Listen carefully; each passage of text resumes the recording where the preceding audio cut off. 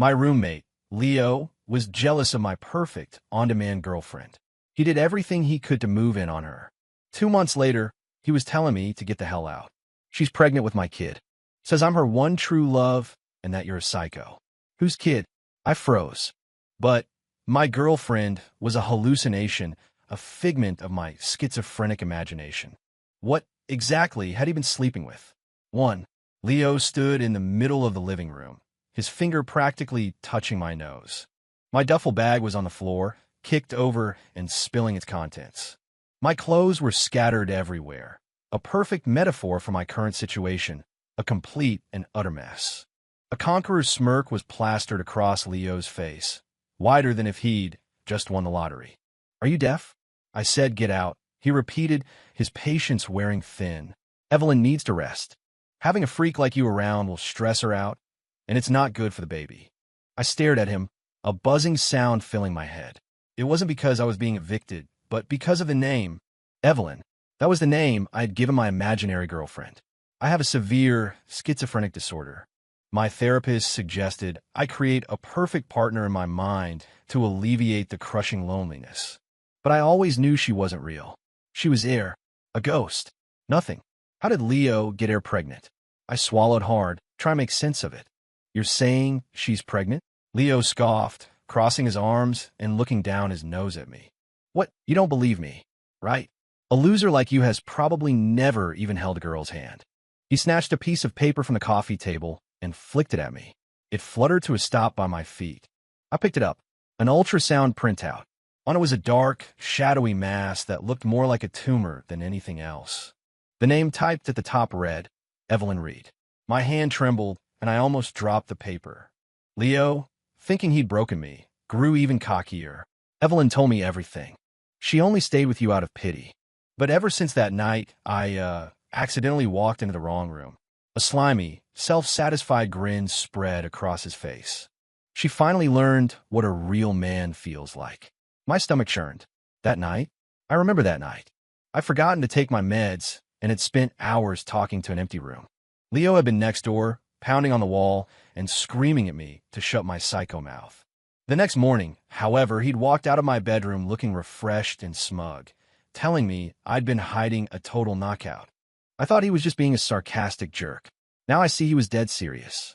Leo, listen to me, I said, taking a deep breath, trying one last time to pull him back to reality. My name is on the lease for this apartment. And besides, Evelyn doesn't exist. His face twisted in fury. He shoved me hard. I stumbled back, my shoulder hitting the doorframe. Don't you dare talk about my girl and my baby like that. You're just jealous. I'm telling you, Evelyn is asleep in the bedroom right now. He hissed, his voice low and threatening. If you wake her up, I'll kill you. The bedroom door was shut tight. It was silent inside, but I could smell something. It wasn't perfume. It was a faint, musty odor like something left to rot in damp earth. I looked at the dark, purplish marks on Leo's neck. Were those hickeys? No, the shape was wrong. They looked less like marks of passion and more like the swollen bruises left by leeches. I stopped arguing. A strange, morbid curiosity started to bloom in my chest. If he was so determined to play the proud father-to-be, who was I to stop him? I bent down, stuffed my clothes back into the bag, and zipped it up. Fina, I'm gone. At the door, I glanced back at him. I wish you too a healthy baby. Leo just grunted victoriously and slammed the door in my face. The moment it clicked shut, I heard him call out toward the bedroom. Honey, the psycho is finally gone. Standing in the hallway, I pulled out my phone and sent a text to my therapist. Dr. Miles, if someone can see my hallucination and claims he got it pregnant, what does that mean? He replied almost instantly. It means run, and it means that might not be your hallucination. 2. I checked into a cheap motel. Lying on a stiff bed, I stared at the water-stained ceiling. Leo and I were college classmates who decided to split rent after graduation. His biggest flaw was being an insufferably smug, painfully average guy who couldn't stand to see anyone else have something he didn't. I had managed to keep my schizophrenia secret until about 6 months ago when I skipped my medication. That day, Leo walked in on me, slow dancing with the air in our living room, whispering Evelyn's name. He had a date with him. The girl ran out, terrified, but Leo was intrigued. He became convinced I was some kind of deviant hiding a secret girlfriend. The evidence? All the things I had bought for Evelyn. Designer handbags, boutique dresses, even expensive makeup from Sephora. They were all neatly arranged in my closet. To Leo, this was irrefutable proof of my mysterious girlfriend. He started trying to peek into my room. When I wasn't home, he'd go through my closet. Once, I came home from work early and found Leo holding a red silk nightgown I'd bought for Evelyn, sniffing it with a look of pure ecstasy on his face. No one had ever worn it. Smells amazing. The sound of the front door opening made him jump. He threw the nightgown back on my bed. Hey, man, just, helping you fold laundry. Nice fabric. He was trying to cover his embarrassment, but his eyes were still glued to the silk. From that day on, he became obsessed. He started taking his calls in the living room, bragging loudly about his six-figure salary. He'd walk around without a shirt after showering, flexing his one and only ub. He even started knocking on my door late at night, asking if I wanted to watch the game. I knew what he was doing. He was trying to lure my non-existent trophy wife out of her cage. I tried to reason with him. Leo, it's just us here. You can stop the show. He shot me a look of contempt. Don't play dumb. I've heard a woman humming in here. Come on, dude. Don't be selfish with a girl like that. Let me meet her. At the time, I just thought he was delusional. Looking back now, a chill runs down my spine. He heard a woman humming? My episodes came with auditory hallucinations, but did he have them too? Or was there something else in that apartment with us? My phone buzzed. It was a text from Leo. It was a picture. The background was my old bedroom. A large lump was under the covers on the bed. A few strands of long, black hair were splayed across the pillow. The text read, Evelyn's sleeping like an angel. Some people will never know this kind of happiness. I zoomed in on the picture, and zoomed in again. The hair. It was dry, brittle, with no shine. And there was a terrifying amount of it. It didn't look like human hair. It looked like a tangled mass of black thread. My heart skipped a beat. Had I bought a wig? I think I had. To make the fantasy feel more real, I had bought a high-end, synthetic hair wig. I'd store it on the top shelf of the closet. Was Leo sleeping with a wig? No, that couldn't be right. What about the ultrasound? And the bruises on his neck? The more I thought about it, the more disturbed I became. I decided I had to go back tomorrow and see for myself. Not for Leo's sake, but to check on my own sanity. What if I wasn't just schizophrenic? What if I was a sleepwalking murderer who had hidden a body? That would be a whole new level of crazy. Just then, Leo sent another message. It was a voice note. I pressed play. The background was filled with a grating, chewing sound. Crunch, crunch. Leo's voice with a low whisper, laced with a bizarre excitement. Hey man, thanks for everything. Evelyn said your blood is too thin. She doesn't like it. Mine is much richer. My hand went slack, and the phone fell, smacking me in the face. The sting of the impact was nothing compared to the horror of his words. My blood? What had I ever fed her my blood? I shot up from the bed and ran to the bathroom mirror. I pushed up the sleeve of my t-shirt. On my left wrist was a thin, faint scar. It was from 2 months ago. I cut myself by accident. At the time, I assumed it was from slicing an apple. But looking at it now, the cut was too clean, too precise. As if something had latched on and drank. 3. The next morning, I put on a baseball cap and a face mask and crept back to my old apartment building. I didn't dare knock on the door. Instead, I climbed to the roof of the building across the street. I'm a surveyor, so I had a pair of high-power binoculars in my car. I adjusted the focus and aimed at my old bedroom window. The heavy blackout curtains were drawn tight, letting no light in or out. Why would they be closed in the middle of the day? I watched for hours. Finally, around noon, a DoorDash driver buzzed the apartment. A minute later, Leo appeared at the living room window. He didn't open it, just pulled the curtain back an inch. When his face came into focus, I sucked in a sharp breath. It had only been 1 day, but Leo looked like a shriveled-up piece of beef jerky. His eyes were sunken, his cheekbones jutted out, and his skin had a sallow, grayish tint. He used to be a solid 180 pounds. Now he couldn't have been more than 140. He was holding 5 or 6 bags of takeout, all greasy, high-calorie food like pizza and barbecue ribs. He turned and walked toward the bedroom. His gait was strange. He limped, as if he were dragging something heavy. Or maybe something was clinging to his back, weighing him down. I angled the binoculars, trying to get a glimpse inside the bedroom. Just as the door opened, I saw a hand. It reached out from the darkness of the room to take the food. That hand, it was deathly pale and unnaturally long. The knuckles were twisted, and the fingernails were black, sharp as hooks. That was absolutely not a human hand, and it certainly wasn't something that a wig could conjure up.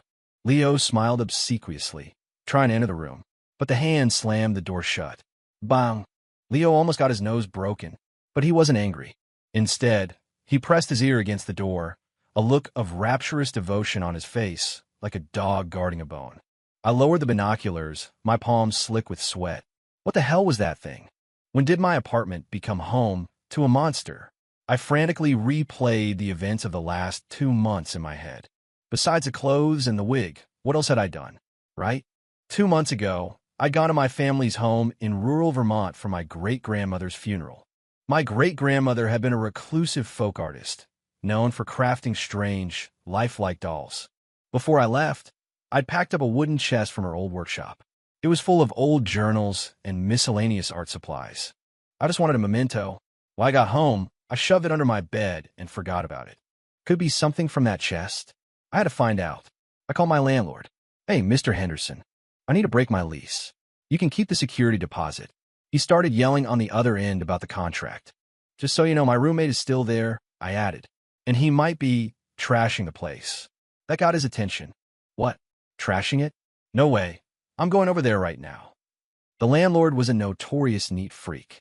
That was the magic word. I hung up and waited downstairs. 30 minutes later, he arrived, looking furious. I slipped in through the main entrance behind him. At the apartment door, the landlord started banging. Now, open up. It's the landlord. No response. He pulled out his master key and shoved it in the lock. The door swung open, and a nauseating stench hit us like a physical blow. It smelled like a fish market that had been left to rot in the sun for 3 days. The landlord gagged, covering his nose. Jesus Christ, did you guys cook a dead body in here? The living room was a disaster zone. Takeout containers and gnawed-on bones littered the floor, and there were clumps of black hair, tangled on the carpet like patches of dark, diseased moss. Now, the landlord bellowed. The bedroom door creaked open. Leo stood in the doorway, his eyes dark and menacing. He was holding a paring knife. Blood dripped from the tip. His other hand was pressed against his own thigh. Fresh blood was seeping between his fingers. He had been carving flesh from his own leg. Mr. Henderson screamed and fell backward, scrambling away on the floor. You killed someone? Leo ignored him, his dead eyes fixed on me. The look in them was a mixture of venomous hatred and a strange sort of pride. You came back, he rasped, his voice like gravel. Evelyn was hungry. The delivery food isn't fresh enough for her. He held up a slice of meat he'd just cut.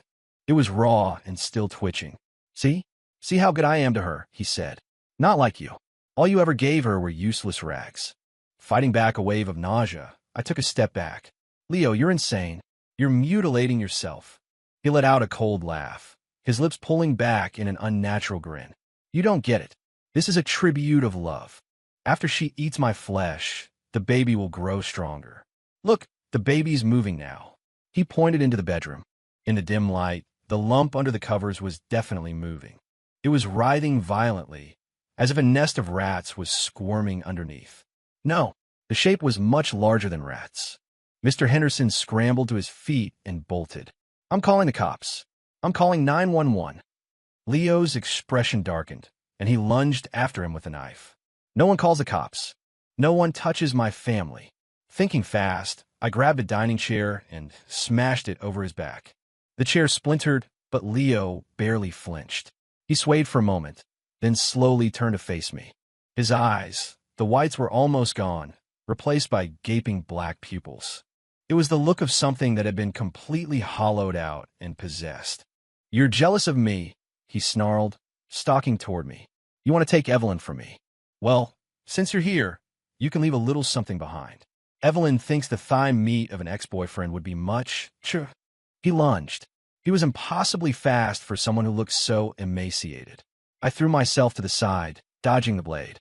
The knife slammed into the glass coffee table, shattering it. I scrambled up and ran. I burst through the front door, slamming the heavy steel door shut behind me. Leo crashed against it from the other side, his roars echoing like those of a caged beast. I didn't stop running until I was downstairs, my heart hammering against my ribs. Police sirens wailed in the distance, growing closer.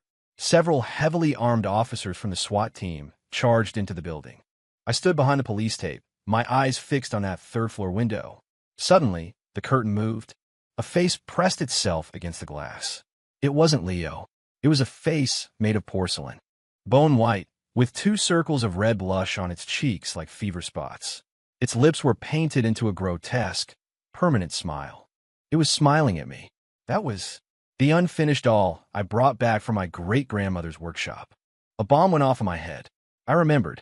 The chest contained the unfinished body of a life-size doll my great-grandmother had been working on. I thought the articulated wooden frame was brilliant and brought it back to study. Then my episodes got worse, and I started projecting Evelyn onto it. I dressed it in the clothes I bought, I talked to it. But I swear it was just wood, porcelain, and cloth. How did it come to life? And how did it get pregnant? A few loud bangs echoed from the apartment, followed by the sound of something heavy hitting the floor. A little while later, Leo was carried out on a stretcher. He was covered in blood, hands and feet in restraints, still screaming deliriously. "Don't touch her! Don't touch my baby!" Behind him, 2 officers carried out a large, sealed evidence container. It was covered with a black tarp, but I could see something struggling violently underneath. From one corner, a small foot poked out. It was wearing a tiny, red, embroidered slipper. It was a doll's shoe, but it was stretched taut, bulging, as if it were filled with flesh. 5. Leo was committed to a psychiatric hospital. I was taken in for questioning. The police asked me about the doll. I told them I had no idea, that I was a surveyor and it was just a piece of art. They looked at me like I was an idiot, but they had no evidence to hold me. After all, Leo was the one who went crazy and attacked people. The doll was taken to the evidence locker. The story goes that for one night, the Mortex kept hearing a baby crying from inside the cold storage unit. The next day, the doll was gone. Security footage showed it had simply walked out of the police station. The whole affair became a cold case, quickly buried. A month later, I went to visit Leo at the hospital. I needed to understand what had happened. Looking at him through the reinforced glass of the visitation room, I almost didn't recognize him. He was skeletal, but his stomach was grotesquely swollen, as if he were 8 months pregnant with twins. His doctor said it was a severe case of pseudocyesis, a phantom pregnancy. His abdomen was just filled with gas and fluid. But as I looked at it, I could have sworn I saw something squirming inside. When Leo saw me, he threw himself against the glass. "Alex, Alex, you're here," he cried, his voice manic. "You have to tell them. Evelyn is real. The baby is real. It's kicking me, look." He lifted his hospital gown. There on his taut belly, a small handprint momentarily pushed out from within. The print was sharp and pointed, as if it only had 3 fingers. My scalp crawled. "Leo, the doll is gone." "It escaped," I said softly. He stared at me for a second, then burst into wild laughter. "Escaped? Huh, of course she escaped. She's gone to find our new home. She said it's too loud in here, bad for the baby's development." He pressed his face against the glass, his eyes darting back and forth. "Hey, has she come to see you? She always loved your scent. She said you were a creator. That makes you grandpa, doesn't it?" A wave of revulsion washed over me. "Leo, that was an art doll. Some cultures believe they can be vessels." "A vessel for what?" Leo's smile froze, then twisted into something even more deranged. "So what if she is? She loves me. She's given me a child. What would a lonely freak like you know about love?" He suddenly clutched his stomach, doubling over in pain. "Ow, the baby's hungry," he groaned. "Hey, buddy, can I borrow some blood?" He started slamming his head against the glass. Thud, thud, thud. Blood streamed from his forehead. Orderlies rushed in and injected him with a sedative. As they dragged him away, his eyes remained locked on me, his lips moving silently. "She'll be back. She'll come back with the baby." Leaving the hospital, I saw that night had fallen. The streetlights cast a sickly yellow glow. I couldn't shake the feeling that I was being followed. I heard a faint, skittering sound behind me. Scrape, scrape, like porcelain being dragged across pavement. 6. Back in my new apartment, I double-bolted the door and drew all the curtains. The doll was out there somewhere. That thought sat like a stone in my gut. I was its creator. In a twisted way, I had given it the personality of Evelyn. If it truly had a mind of its own, it would come looking for me. I opened my laptop and started digging through the scanned files of my great-grandmother's journals. I had to know what kind of dark folk art this was, a doll that could come to life and get pregnant. After hours of searching, I found a passage in a worn, leather-bound notebook. To give the vessel a face is to invite a guest, but to paint the eyes is to trap a soul. If fed with the blood of the living, a mind will awaken. If a man lies with it, it will drink his spirit to form a child, and a blight will be born upon the world. The blood of the living? I looked at the scar on my wrist. So that cut wasn't an accident. Had I, in the middle of a delusion, fed it my blood? Or had it taken it from me? Either way, that idiot Leo, with his own pathetic life force, had fully activated it. And now, it was out there, pregnant with a monster. Just then, a soft sound came from my closet. Creak. It was the sound of a wooden joint bending under pressure. My entire body went rigid. I slowly turned my head to face the closet. It was an old, heavy wardrobe the landlord had left behind. From the crack in the door, a familiar smell wafted out. Damp earth and decay. And the faint, metallic scent of blood. I grabbed the fruit knife I'd left on my desk. I moved toward the closet, one slow step at a time. Who's there? No answer. Only a faint, wet chewing sound. Smack! Smack! I yanked the closet door open. It was empty, save for a few old coats hanging inside. But then I looked down. Huddled on the floor of the wardrobe was a small, red form. It was the doll. Its red dress was torn and filthy, covered in dark stains. Its once flat abdomen was now swollen to the size of basketball. Its face was turned toward me. The eyes, once just painted porcelain, now held a glimmer of malevolent life. The painted eyeballs swiveled to look directly at me. The ink of its smile had bled, making it look like it was drooling. It was clutching a dead rat, gnawing on it. Its hinged jaw opened and closed, swallowing the creature fur, bones, and all. I wanted to vomit. But more than that, I wanted to run. The moment I turned, an ice-cold hand clamped around my ankle. It was a doll's hand, made of wood and porcelain, but it had the strength of a steel trap. Grandpa! A high-pitched, reedy voice emanated not from its mouth, but from its swollen belly. The child was speaking. Daddy's out of meat. Grandpa smells good. I kicked out with my other foot. The doll's arm snapped with a crack of dry wood, revealing the metal armature inside. But it didn't let go. Instead, it began to crawl up my leg with the speed of a large spider. Get off me! I yelled, slashing wildly with the knife. The blade hit its body with dull thuds, like cutting into old leather. There was no blood, only a fine black dust that puffed into the air. It opened its mouth and sank its porcelain teeth into my calf. Searing pain shot up my leg. I could feel the blood draining from my body, a sickening vacuum sensation. It was feeding. Full. Tummy. Have baby. The voice from its womb chirped excitedly. I was losing hope. Was I really going to die here, devoured by this monstrosity? Just then, my doorbell rang. Hello. Uber Eats. 7. The delivery guy's voice was the most beautiful sound I had ever heard. The doll's attack faltered for a second, as if the sudden intrusion of normalcy had startled it. I seized the opportunity. With every ounce of strength I had left, I plunged the fruit knife deep into its swollen belly. Puffed. There was a soft, bursting sound. No amniotic fluid gushed out. Instead, a cloud of black, foul-smelling smoke erupted from the wound. Wah wah. A piercing infant shriek exploded from the smoke, so loud it made my ears ring. The doll let out a high-pitched scream and released my leg. It clutched its stomach, writhing on the floor in agony. Inside the black cloud, I could see the contorted face of a ghostly infant, howling. Ignoring the bloody gash on my leg, I scrambled to the door and threw it open. The delivery guy, a big dude holding a large pizza, stared at me with wide eyes. Bro, what happened to your leg? You're bleeding all over the place. I grabbed his arm and pulled him inside. Help me. There's a monster. I know it was a terrible thing to do, but I needed another living person. I needed a witness. I needed more positive energy in the room. The guy was built like a linebacker, and the moment he saw the doll rolling on the floor, his jaw dropped.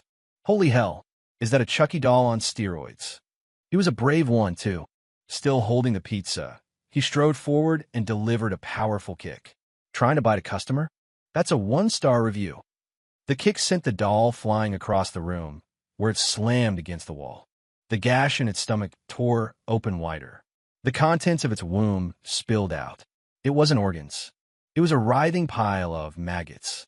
Thousands of them, pale and wriggling. Mixed in with them were a few severed human fingers, blackened and decaying. Leo's fingers. Snacks it had taken with it. The delivery guy saw the swarming pile, and his face turned green. Oh God, no. He dropped the pizza and ran. Dude, keep the pizza. It's on me. I'm out. I wanted to run, too. But the doll was getting back up. Its belly was now flat, but the maggots on the floor were rapidly coalescing, forming into the shape of a tiny, palm-sized humanoid. It was skinless, its body a mass of raw, red muscle tissue. It crawled onto the doll's shoulder and fixed its beady black eyes on me. Grandpa bad, it squeaked. Kill him. The doll lunged again. Its speed had doubled. Its fingernails elongated into sharp wooden splinters. I was cornered, backed up against the sliding glass door to the balcony. Just as it leaped, my phone rang. It was Leo. A video call. On instinct, I answered it. Leo's bloody face filled the screen. He was laughing, a wild, unhinged glee in his eyes. Alex, I got out. I escaped, he shouted. Where's Evelyn? I can feel her. She's with you. Give me back my family. I flipped the camera and aimed it at the doll and the homunculus on its shoulder. Here's your family, Leo. Take a good look. On the other end of the line, Leo fell silent. He stared at the grotesque doll and the disgusting, maggot-born creature. I expected him to scream, to break down. Instead, the look of adoration in his eyes deepened. Evelyn, my baby, he whispered in awe. So beautiful. Wait for me. Daddy's coming to save you. He hung up. The doll froze mid-lunge. It seemed to have sensed Leo's call. The blood infant on its shoulder tilted its head, listening to something I couldn't hear. Daddy, coming, it hissed. Daddy has more meat. They had lost interest in me. The doll turned, scurried onto the balcony, and leaped off. We were on the 3rd floor.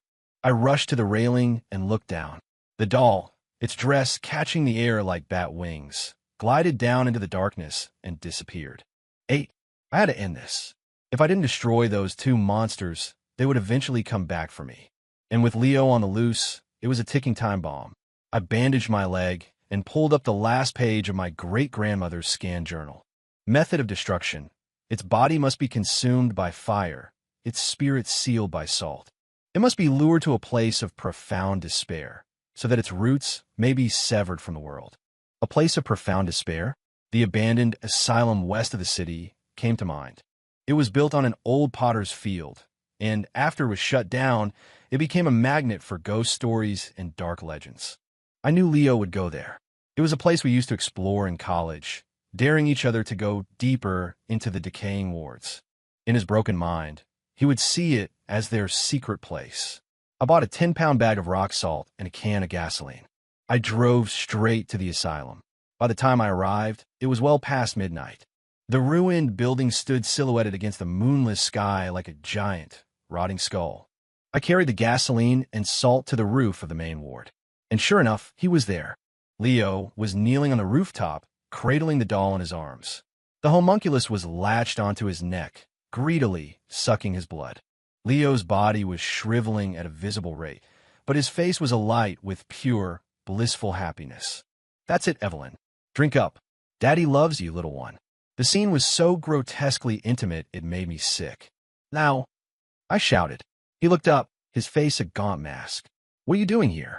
Did you come to steal my happiness? His voice was weak, but filled with a burning hatred. I came to send you all to hell. I unscrewed the cap of the gasoline can and drenched them. The gasoline rained down on him, the doll, and the creature. The doll shrieked. It was terrified of fire.